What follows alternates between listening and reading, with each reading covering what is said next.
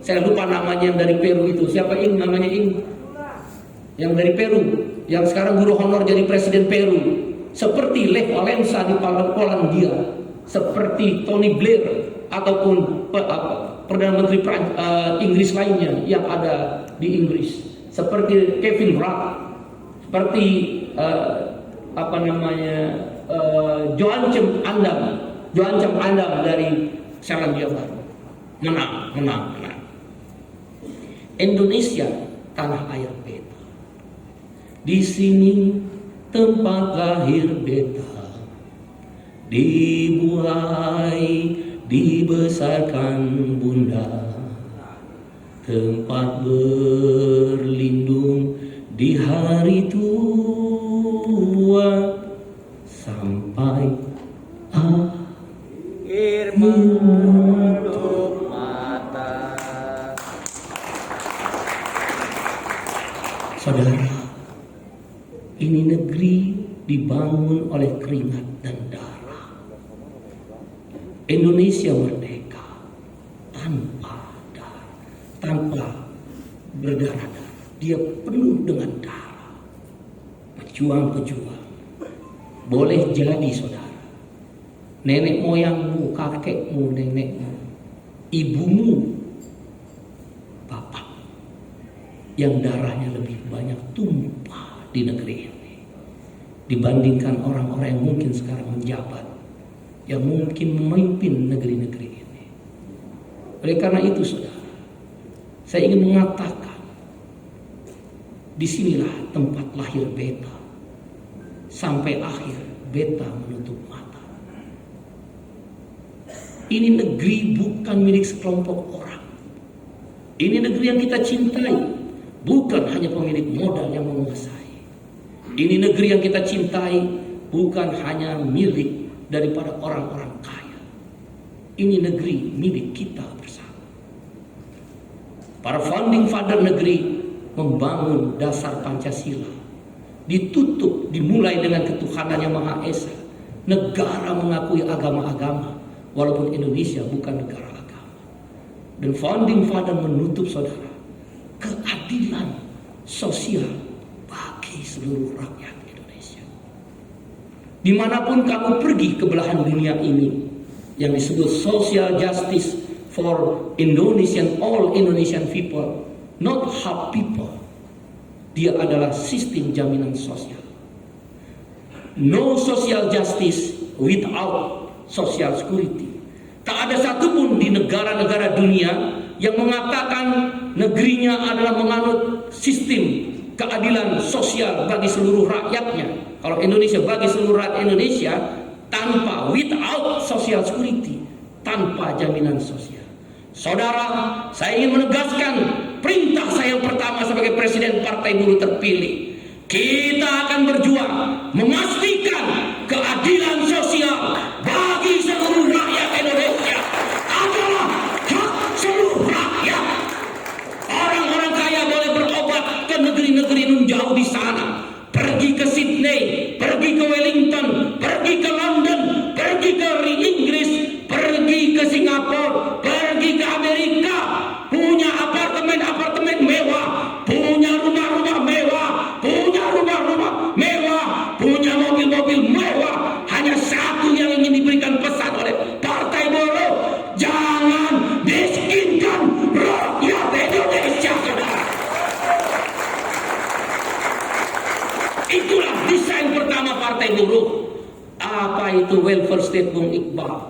Welfare state, 3 prinsip, 13 platform yang akan kita bangun. Prinsip pertama, kesetaraan kesempatan.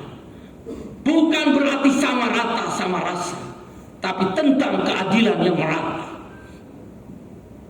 Kamu boleh kaya, kamu boleh bangun pabrik-pabrikmu di mana-mana, kamu boleh eksploitasi tanah yang subur ini dengan pertambangan-pertambangan dan perkebunannya. Kamu boleh jadikan buruh-buruh tani sebagai buruhmu dan menjadi industri-industri pertanian, nelayan-nelayan sebagai industri-industri nelayan. Tapi yang akan diminta oleh Partai Buruh dengan konstituennya dan rakyat jelata, rakyat kecil, rakyat sejati. Distribusi kekayaan yang merata. Yang kedua, boleh kaya, boleh punya pabrik di mana-mana, boleh berobat ke luar negeri, tapi secara bersamaan kalau kami rakyat datang berobat, buruh pabrik, buruh migran, buruh perempuan, buruh kantor, buruh tani, buruh nelayan, buruh pendidik atau guru, ibu-ibu jamu gendong, tukang becak, tukang ojek, supir angkot, supir bis, nggak ada supir pesawat ya, tadi dikoreksi ya, pilot-pilot, pramugari, siapapun, orang-orang kecil, miskin kota, miskin desa, anak-anak muda yang terpinggirkan, ibu-ibu yang termarginalkan di pelosok-pelosok negeri, para seniman, olahragawan, pelaku UMKM, koperasi, multi level marketing, siapapun dia, rakyat jelata, orang-orang kecil. Partai Buruh meminta kepada negara dan Partai Buruh akan bekerja sungguh-sungguh untuk itu. Redistribusi kekayaan yang merata. Apa bentuknya, Bung Iqbal? Kalau kita sakit, negara bayar dan pemilik modal. Kalau kita kematian, negara bayar.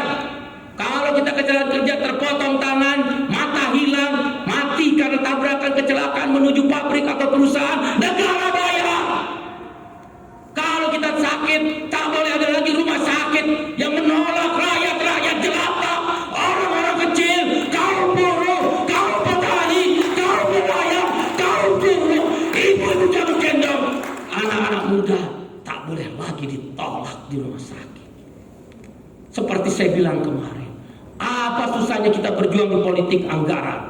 Politik anggaran adalah tentang parlemen, parlemen adalah tentang partai politik. Tak akan mungkin kita bisa merubah politik anggaran APBN dan APBD kalau tidak ada partai politik. Inilah jalan yang kita pilih secara konstitusional berasaskan Pancasila, Undang-Undang Dasar 1945, Negara Kesatuan Republik Indonesia, dan menjunjung tinggi Bhinneka Tunggal Ika. Ini yang ingin kita bangun. Politik anggaran yang berpihak. Kalau kita tidak di parlemen, tak bisa kita menyentuh. Apa Bung Iqbal salah satunya? Gampang. Kita akan berjuang nanti di DPR. Kita akan sampaikan ke rakyat-rakyat di mana-mana pun berada. Yang saya sebut jaminan makanan. Di platform Partai Buruh sudah ada. Apa itu jaminan makanan, Bung Iqbal? Gampang. Orang miskin atau mendekati miskin, nirpur, kasih makan. Kan saya udah cerita, rakyat Amerika kalau dia kelaparan di musim dingin, dia pergi ke stasiun-stasiun di mana dia boleh mengambil makan, ngantri gratis. Itu negara kapitalis, itu negara mbahnya liberalis. Dia tetap memberikan jaminan makan. Pergi kamu ke kolong-kolong jembatan, tengok gerobak-gerobak para pemulung, ibu dan anak tidur di atas gerobak. Lihat tukang-tukang becak di seantero negeri meringkuk di dalam becaknya, bahkan menahan lapar hanya karena dia tak pernah atau belum dapat uang untuk dibawa pulang. Dia malu kepada keluarganya. Kamu pergi tanya tukang ojek online, berapa penghasilan dia? Bandingkan dengan seorang Nadiem Makarim, pemilik Gojek. Bandingkan dengan Anthony Tan, pemilik Grab. Pernahkah dia merasakan satu hari saja tak tersentuh nasi masuk ke dalam perutnya? Para pengendara ojek lain itu, ojol-ojol, tak berani pulang bertemu dengan istri dan anaknya. Susu tak terbawa, makanan tak terbeli. Dia menunggu di tempat-tempat, kadang diusir oleh satpol-satpol PP. Ibu-ibu jamu gendong, tukang-tukang sayur, pedagang kaki lima, tanya berapa penghasilan dia di dalam satu hari. Kamu tanya ketika sore hari di daerahmu masing-masing, masyarakat adat, petani, buruh tani, nelayan yang kehilangan solarnya, tanya kepada mereka, apakah hari ini sudah siap uang yang dibawa pulang ke keluarganya untuk makan. Ini program Partai Buruh yang saya minta pada kawan-kawan semua. Kita berjuang politik anggaran kalau Allah berkehendak menghantarkan kita lolos verifikasi KPU dan memenangkan Tidak usah muluk-muluk parliamentary threshold.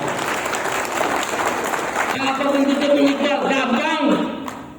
Partai-partai lain, kamu kan dapat proyek ini, anggaran ini, proyek ini, kita hanya minta satu, kasih rakyat. Apa itu Bung Iqbal partai buruh? Kasih makan rakyat. Gimana caranya? Setiap rakyat kasih rekening setiap bulan. Saking semangatnya. Boleh minum ya? Kalau gitu saya dulu.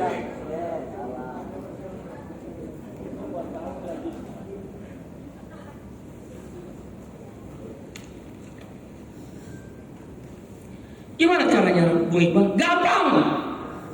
Gak ada BLT-BLT-an, gak ada bansos-bansos. Tukang becak pasti miskin. Orang di kolong jembatan pasti miskin. Orang yang hidup di gerobak-gerobak pasti miskin. Masyarakat adat yang pedalaman-pedalaman pasti miskin. Orang-orang yang ibu-ibu jualan sayuran, mama-mama yang jual sayuran di pasar-pasar tradisional pasti miskin. Ojol pasti miskin. Buruh ter-PHK pasti miskin. Buruh kontrak yang kontraknya dihabiskan pasti miskin. Petani, buruh tani pasti miskin. Nelayan yang solar-solarnya susah didapat pasti miskin. Setiap bulan kita berjuang di APBN bersama APBD 500.000 klik, tanggal 30 masuk.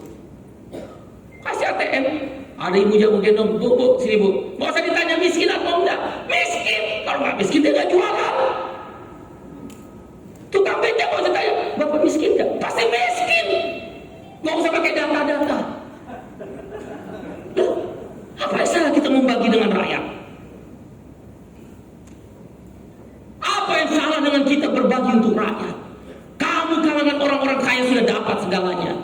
Bahkan di tengah krisis, di tengah pandemi, selalu orang kaya hartanya bertambah. Kan kita bingung, kenapa ya? Saya tanya seorang ekonom, doktor tingkat internasional. Dia mengatakan, gampang Bung Iqbal. Orang kaya itu kalau lagi krisis ekonomi, lagi pandemi, uangnya diambil di bank. Uang di bank, dia taruh di surat utang negara.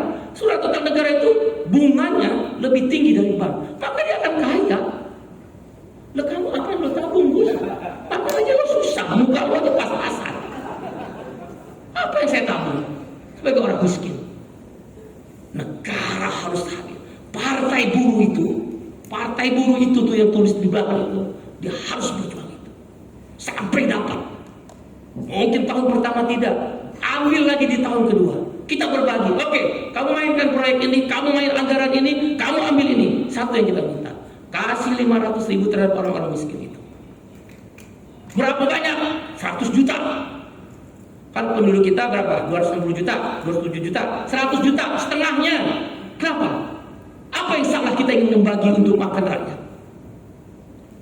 Itu yang dilakukan oleh Evo Morales, itu yang dilakukan oleh Lula da Silva, itu yang dilakukan oleh Chavez, itu yang dilakukan yang dari Peru, itu yang dilakukan oleh negara maju Juanja Ardan di Selandia Baru, itu yang dilakukan oleh Mahathir Mohamad ketika terjadi krisis ekonomi 98. Mahathir Mohamad, Dr. Mahathir Mohamad memberi saran, saya baca biografi dia, untuk menjadi pemerintah. Ditanya oleh salah seorang pemimpin negeri dari Indonesia, Dr. Mahathir, apa yang membuat kamu tidak terjadi unjuk rasa besar-besaran, tidak dijatuhkan di tengah jalan? Kata Dr. Mahathir, gampang Tuhan. Pemimpinnya saya perlu sebut, karena ada di buku itu. Gampang Tuhan katanya, kasih makan rakyat, diam dia. Kita akan berjuang 500.000 misal, kan belum lolos verifikasi, belum lolos apa itu pemilu, ini misal 500.000 kali 100 juta orang Bung Iqbal, pakai data TNP 2K di Sekretariat Wapres, 100 juta kali 500.000 cuma 50 triliun. Berapa anggaran kita? 2.200 triliun. Apa yang salah kita ambil 50 triliun? Berbagi. Caranya ya kurangin anggaran-anggaran pemerintah, kurangin yang aneh-aneh itu, integrasikan antara BLT, bansos, dan bantuan-bantuan sosial lain. Makin banyak pintu, makin banyak korupsi. Jadikan satu pintu. Kalau perlu kita bikin usulan menteri, kalau kita ikut berkuasa, kalau Allah mengizinkan, amin. Kita minta menteri khusus untuk itu. Menteri Jaminan Sosial. dan sosial. Jadi bukan sosial dan jaminan sosial. Itu contoh, saudara. Itu yang ingin kita perjuangkan. Kita menginginkan partai buruh, bukan daulat tuan, bukan daulat dinasti, bukan daulat uang, bukan daulat kepada kekuasaan. Daulat yang kita bangun adalah daulat sesuai perintah konstitusi, sila keempat Pancasila, dan Undang-Undang Dasar 1945 tentang negara demokrasi yang kita inginkan. Itulah welfare state, negara sejahtera. Yang ketiga adalah tentang tanggung jawab publik. Saudara, partai ini mari kita desain untuk itu. Ini adalah Indonesia, tanah air beta, tempat lahir beta sampai akhir hayat. Beta akan meninggal di tanah air Indonesia. Kalau kamu pergi ke Timur Tengah, ada minyak di perut buminya. Indonesia ada. Kilang-kilang minyak yang sekarang ada di seantero negeri ini adalah peninggalan Belanda. Andaikan kita punya proses-proses kilang-kilang baru yang memang sudah dilakukan sebagian, tapi kita minta lebih banyak lagi, kita tidak kalah. Dulu kita adalah pengekspor minyak. Kenapa menjadi pengimpor minyak? Perut bumi negeri ini kaya akan minyak. Negara Eropa Tengah kaya dengan maritim dan lautnya, ikan-ikannya. Indonesia negara maritim terbesar. Raja Ampat, Labuan Bajo, Raja Ampat di Papua, Papua Barat atau Papua? Papua Barat. Kemudian Labuan Bajo di mana itu? NTT. Itu adalah surganya ikan. Dari mulai Laut Jawa hingga Laut Arafuru sampai Saud di ujung Sabang sana, itulah kekayaan ikan terbesar di dunia. Tapi Eropa Tengah tidak punya minyak. Tapi Timur Tengah tidak punya ikan. Afrika kaya emas, menggali ke dalam bahkan sampai 5 km. Tanya Bang James, tanya Bang Agus Pike. Papua punya 3 gunung, bukan ke dalam. Punya 3 gunung Papua. Grassberg, Iceberg, Gutenberg, bahkan sekarang ditemukan satu lagi kekayaan Papua di Wabu, Intan Jaya. Afrika tidak punya hutan, Afrika tidak punya minyak, Afrika tidak punya kekayaan ikan dan maritim. Blok Masela di Maluku dan blok-blok lainnya. Amerika Selatan, Amerika Latin, mereka punya hutan Amazon, penyangga daripada bumi untuk lapisan ozon. Kalau nggak terjadi climate change, perubahan iklim, dunia sekarang bertumpu kepada Amerika Latin. Indonesia jauh lebih besar hutan tropisnya. Pergi ke Kalimantan, itulah hutan tropis pelindung dunia. Sebenarnya kita bisa bertukar. Hei negara Eropa, hei negara Amerika, hei negara-negara industri, kamu pengekspor polusi dunia. Ozon bisa hancur gara-gara kamu. Kami punya pelindungnya bersama Amerika Selatan. Jangan kau babat hutan di Kalimantan, jangan kau babat hutan di Sumatera hanya karena perkebunan, jangan, atau pertambangan, jangan kau babat sembarangan. Boleh tapi terbatas. Tapi kita minta bayar. Kamu bisa menghirup oksigen itu karena hutan kami. Bayar. Itu lazim. Jangan karena keserakahan datang pemilik modal memotong-motong hutan, menebang hutan secara ilegal tanpa negara dapat. Tapi Amazon tidak punya minyak. Hutan Amazon. Amerika Latin tak punya minyak, tak punya emas, tak punya ikan. Saudara, Indonesia tanah air beta, di mana surga dunia Tuhan Allah yang kuasa letakkan di Indonesia. Kenapa kita tetap miskin? Pertumbuhan ekonomi dari mulai zaman pasca reformasi 5%, 6%, bahkan hampir mendekati 7%. Hari ini di bawah pemerintahan yang ada pun 5%, 6%. Bahkan di tengah pandemi optimis menjadi 5,1%. Saya mau tanya, kenapa kita tetap miskin? Kenapa kamu datang ke kongres harus dibayarin panitia? Kalau kamu kaya, kita bayar masing-masing. Kenapa panitia meminta kepada serikat buruh, kepada serikat tani, kepada SPMI, kepada ORI, kepada SPI, kepada KPBI, kita patungan? Karena kita miskin. Pak Bung Iqbal asal ngomong, mari kita lihat angka-angka yang dikeluarkan oleh pemerintah sendiri dari pemerintah pasca reformasi hingga hari ini. Pertumbuhan ekonomi katanya naik terus. Seharusnya pertumbuhan ekonomi secara ilmu ekonomi dia akan menghasilkan dua output. Satu, angka kemiskinan turun kalau ekonomi tumbuh. Economic growth, maka poverty index dia harus turun. Yang kedua, angka pengangguran dia harus turun. 1% pertumbuhan ekonomi menghasilkan berapa penyerapan lapangan kerja? Itu teorinya. Bung Iqbal, tapi banyak orang-orang kaya, GNP kita, pendapatan per kapita kita bagus di negara-negara Asia. Mari kita lihat yang tidak pernah disebut, bahkan disembunyikan. Apa itu? Gini Index atau Gini Ratio. Bung Iqbal, apa itu Gini Index? Apa itu Gini Ratio? Gini Index atau Gini Ratio adalah alat ekonomi untuk mengukur berapa pendapatan orang yang kaya, berapa pendapatan orang yang miskin. Makin tinggi angka Gini Index berarti melebar antara pendapatan orang kaya dan pendapatan orang miskin. Yang kaya makin kaya, yang miskin makin miskin, kata Bang Haji Roma Irama.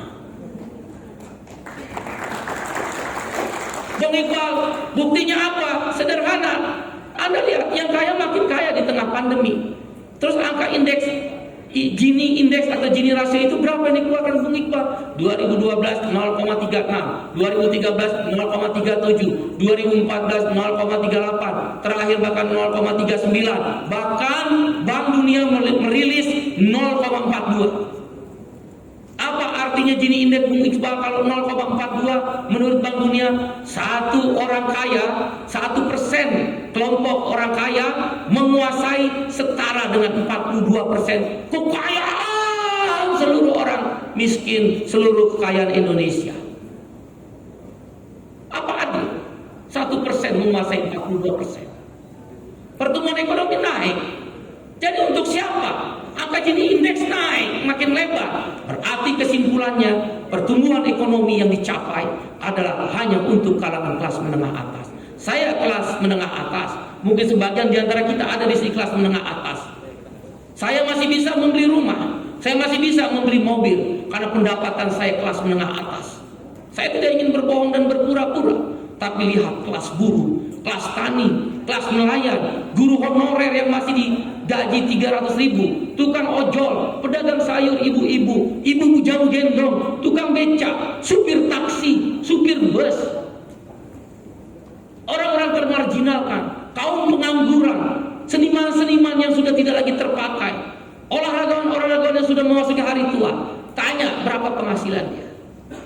Itulah yang menjelaskan yang kaya makin kaya, yang miskin makin miskin, karena melebar. Pertumbuhan ekonomi dinikmati di kelas menengah atas. Ukuran yang paling gampang apa Bung Iqbal? Pergi. Jadi di mana lo Fer? Kerawang. Tinggal di Kerawang. Sekjen. Tinggal di Kerawang. Sepanjang Kerawang hotel-hotel banyak nggak? Apartemen-apartemen banyak nggak? Banyak. Semua kota pasti sama. Saya mau tanya, angkat tanganmu. Siapa yang punya apartemen di ruangan ini? Ayo angkat tangannya. Boing. Mana Boing? Encong. Berarti Bung Iqbal itu menjelaskan kenapa baru groundbreaking apartemen belum dibangun. Baru groundbreaking, baru pondasi. Sold out. Terjual 99%. Lah, gedungnya aja belum ada, kamarnya aja belum ada, sudah terjual. Siapa yang beli? Nggak mungkin Peri. Nggak mungkin, apalagi dinding. Aduh dinding mukanya aja udah pas-pasan. Amir, nggak mungkin. Yang beli pasti kelas menengah atas. Dia menikmati sekali pertumbuhan ekonomi itu. Jadi pertumbuhan ekonomi karena Gini indeksnya makin melebar, redistribusi kekayaan tidak merata. Itulah partai buruh harus menjawab itu. Gimana caranya Bung Iqbal? Bikin sistem jaminan sosial tadi. secara konstitusional bikin sistem lapangan kerja dengan sistem pasar sosial. Kita nggak mau lagi bertumbuh pada fiskal dan moneter, harus pasar sosial. Apa contoh pasar sosial, Bung Iqbal? Dalam pasar sosial, uang yang terkumpul dalam jaminan sosial itu raksasa. Jaminan pensiun, kalau dia dinaikkan menjadi 9%, itu bisa tembus dalam 10 tahun 2.000 triliun, setara dengan APBN. Saya mendengar akumulasi jaminan kesehatan yang dikelola BPJS maupun swasta hampir mendekati 800 triliun. Uang BPJS Naker kita lebih dari 500 triliun. Kalau itu diakumulasi, apalagi jaminan pensiun, berarti pensiunnya 30 tahun sekali. Nanti 30 tahun dia baru ngambil uangnya. Nah, uang yang mengendap itu oleh negara Jerman. Kenapa Angela Merkel bisa terpilih 4 kali sebagai Perdana Menteri Jerman? Ketika negara Eropa krisis, dia gunakan uang jaminan sosial. Itu yang disebut pasar sosial. Gampang. Rumah harganya berapa, Ber?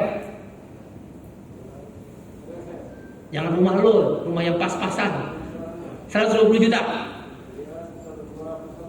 Lama. 200. Kalau di daerah berapa? Jangan dong. 120 juta lah. 120. Waduh, partai buruh udah ketinggalan. Saya sebagai presiden partai buruh memalukan nih. Anggaplah pas-pasan di daerah-daerah 120 juta.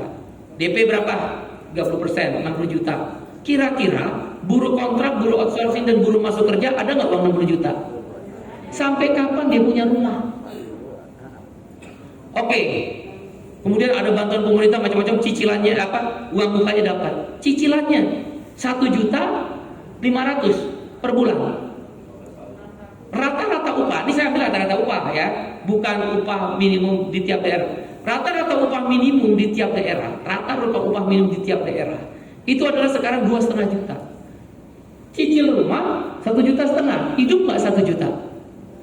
Terus negara di mana? Welfare state, jaminan perumahan. Bagaimana negara-negara welfare state itu di dunia?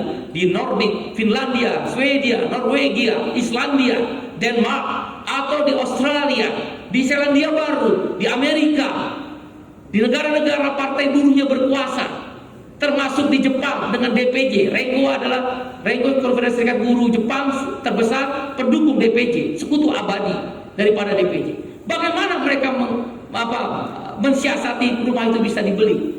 Pasar sosial. Kan tadi ada uang jaminan, katakan jam sostek ada 500 triliun. Katakan akumulasi jaminan kesehatan, walaupun nggak boleh sembarangan kalau jaminan kesehatan, karena dia bisa habis, harus ada kecukupan dana. Sistem tapi bisa diatur. Kemudian ada nanti jaminan pensiun kita naikkan 9%. 2% dibayar oleh buruh, 7% dibayar oleh pengusaha seperti di Jepang. Akumulasi itu kalau sekarang aja saya menghitung 1.500 triliun. 1.500 triliun. Akumulasi kasar ya, tentu perlu detail. Nggak usah banyak. Dari 1.500 triliun ambil 10%-nya, 150 triliun setiap bulan. Setiap tahun, karena kan akumulasi. Ambil 150 triliun. Kira-kira dengan harga 120 juta, berapa juta rumah yang bisa terbangun? 1 juta rumah tahun pertama, 1 juta rumah tahun kedua, 10 tahun 10 juta rumah. Bayangkan saudara, dipikir nggak oleh yang ada sekarang? Nggak akan dipikir, karena tujuan kita berpolitik berbeda dengan mereka. Itu yang dibilang identitas kelas. Dari mana uangnya? Itu tadi. Pajak, jaminan sosial, jaminan pensiun, jaminan hari tua, akumulasi. Uang rakyat kenapa tidak dikembalikan pada rakyat? 50 triliun untuk memberi makan rakyat kenapa tidak dikembalikan? Partai buruh akan menjawab itu. Saudara, sambutlah sekeras-kerasnya kehadiran partai buruh. We are the working class. Kami adalah kelas pekerja yang bertujuan ingin mendirikan negara sejahtera, welfare state dengan titik tumpu kesetaraan kesempatan, distribusi kekayaan yang merata, tanggung jawab publik, dalam bentuk kebijakan jaminan sosial, dalam bentuk kebijakan pajak yang pro kepada rakyat, dengan bentuk kebijakan pemberantasan korupsi, di mana-mana serikat buruh, partai buruh, serikat tani, serikat nelayan, serikat buruh anti korupsi. Indeks Selandia Baru, indeks kebahagiaannya naik karena mereka partai buruh. Indeks angka korupsinya menurun karena yang berkuasa partai buruh. Angka pendapatan per kapitanya naik karena yang berkuasa partai buruh. Ketika Lula menjadi presiden negara Brazil dan juga presiden partai buruh, yang pertama dilakukan Lula, saya waktu itu di Los Angeles, di Washington, itu ada panel dengan menteri ketenagakerjaannya Brazil. Saya di samping, satu lagi sekretaris jenderal Konfederasi Serikat Buruh Dunia. Saya menjelaskan mewakili Indonesia dan negara berkembang Asia Pasifik bagaimana perjuangan upah, perlu jaminan sosial dan sebagainya. Dia enak aja karena dia menteri. Kalau kami Presiden Lula nggak perlu diminta sama serikat buruh. Setiap tahun negara kami memutuskan kenaikan upahnya 30%. Kenaikan upahnya 30% setiap tahun. Lula berkuasa, dia menaikkan upah 300%. Lula berkuasa, naikin upah 300%. Saya tanya, terus bagaimana dengan negara kamu? Kami menjadi penyeimbang negara G7, negara kaya. Kami bergabung dalam BRICS, Brazil, Republik Rusia, Cina, India, dan ada yang memaksa-maksakan, ya saya setuju, Indonesia. Itu penyeimbang. Bagaimana Anda kendaliin devisa? Dia kendaliin. Saya naikin upah, tapi nggak boleh keluar dari negara saya. Dia harus membeli barang Brazil. Petani Brazil, karena MST itu hasil tani harus dibeli oleh buruh. Nggak ada itu impor beras. Nggak ada. 10 tahun dia proteksi semua. Apa itu? Ikan Brazil juga. Petani buah. Ya Anda tahu lah. Saya dulu itu kawan. Tapi kawan beda nasib, itu aja. Tapi sekarang partai buruh hampir sama. Tapi beda, walau lebih sawah apa yang akan terjadi. Kalau saya nggak ada umur, kamu yang melanjutkan cita-cita ini. Brazil nggak menjadi bangkrut, bahkan dia menjadi kaya karena konsumsi, tidak hanya investasi. Pertumbuhan ekonomi atau PDB dia ditentukan 4 faktor. Kalau pendekatannya expenditure approach, pendekatan pengeluaran. Pertama adalah konsumsi, kedua adalah investasi, yang ketiga adalah government expenditure, dan yang keempat adalah net export. Brazil dan Jepang, Perdana Menteri Jepang Shinzo Abe, ketika dia berkuasa 15 tahun Jepang tidak pernah naik upah. Abe berkuasa 5 tahun dia naikin 1.000 yen per jam. Naik ekonomi. Itu yang kita mau lakukan, saudara. Kita undang investasi, kita minta para pengusaha untuk mengundang investasi, kita bikin regulasi-regulasi seperti sekarang ini pemerintah lakukan, memudahkan investasi. Kita perbesar APBN melalui pajak dan kekayaan alam. Tidak hanya pajak, kembalikan pada kekuatan kita. Bagaimana Anda menjadi pengusaha perkebunan sawit, tanahnya tanah Indonesia, benihnya benih Indonesia, kebunnya kebun Indonesia, buruhnya buruh Indonesia. Begitu dia jual palm oil, dia taruh uangnya di Singapura. Pertambangan digali dari bumi Indonesia, alat truknya Indonesia. Begitu jual pertambangan, dia parkir uangnya di Singapura. Nggak dia taruh di dalam Indonesia sebagai devisa. Partai buruh akan menjawab tantangan itu. Oleh karena itu, saudara, saya mau tanya sama kawan-kawan, kita harus berjuang bersama partai-partai yang lain, tapi kita punya identitas kelas. Saya mau tanya sama saudara, kita harus lolos verifikasi.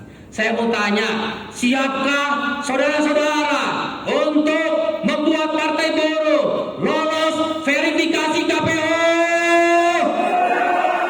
Kurang keras, siap tidak? Siapkah saudara-saudara untuk memastikan bila partai buruh lolos verifikasi KPU, kita harus menang parliamentary threshold? Siap? Siap? Ayo berdiri, yang siap berdiri, yang siap berdiri. Ayo kita nyanyikan. Halo.